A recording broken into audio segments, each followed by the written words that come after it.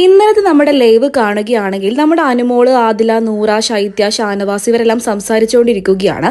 അപ്പോൾ ഇന്നലെ രാത്രി ഞങ്ങൾ ഒരു കാര്യം കണ്ടല്ലോ എന്ന് ആദിലയും നൂറയും പറയുന്നുണ്ട്. ദേ ഇവിടെ പോയി രേണു ചേച്ചിനെ കെട്ടിപ്പിടിച്ച് ഉമ്മയൊക്കെ കൊടുക്കുന്നുണ്ട്. രേണു ചേച്ചി തിരിച്ചും അവളുടെ നെറ്റിയിൽ ഒരു ഉമ്മയൊക്കെ കൊടുക്കുമെന്ന് ഞങ്ങൾ കണ്ടല്ലോ. അപ്പോൾ അനു തിരിച്ചും പറയുന്നുണ്ട്, അതെനിക്ക് ചേച്ചിയോട് കുറച്ച് പേഴ്സണലായിട്ട് സംസാരിക്കണം എന്നുണ്ടായിരുന്നു. അങ്ങനെ പേഴ്സണലായി സംസാരിക്കാൻ വേണ്ടിയിട്ടാണ് ഞാൻ ചേച്ചിയുടെ അടുത്തേക്ക് പോയത്. അങ്ങനെ ഞങ്ങൾ സംസാരിക്കുകയും ചെയ്തു. അപ്പൊ എനിക്കൊരു ഉമ്മ കൊടുക്കാനും തോന്നി, ചേച്ചിക്ക് തിരിച്ചും തോന്നി.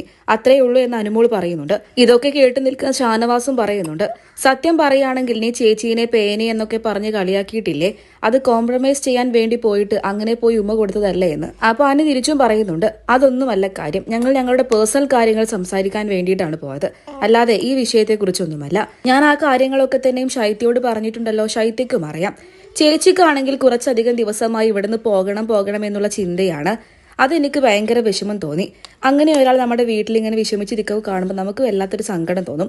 അതുകൊണ്ടാണ് ഞാൻ സംസാരിക്കണമെന്ന് ആഗ്രഹിച്ചത്. അതുകൊണ്ടാണ് ഞാൻ ചേച്ചിയുടെ അടുത്ത് സംസാരിക്കാനും ചെന്നത്. എന്നെക്കൊണ്ട് കഴിയുമ്പോൾ ഞാൻ ചേച്ചിയെ നന്നായിട്ട് ആശ്വസിപ്പിച്ചു. ചേച്ചിക്ക് അത് ഇഷ്ടപ്പെടുകയും ചെയ്തു. അതുകൊണ്ടാണ് ചേച്ചി എന്നെ കെട്ടിപ്പിടിച്ച് ഉമ്മയൊക്കെ തന്നത്. ഞങ്ങൾ തമ്മിലുള്ള പ്രശ്നം അതോടെ തീർന്നു. അപ്പൊ നൂറയും ആദിലയും പറയുന്നുണ്ട്, ചേച്ചി ഭയങ്കരമായിട്ട് വീക്കായിരുന്നു.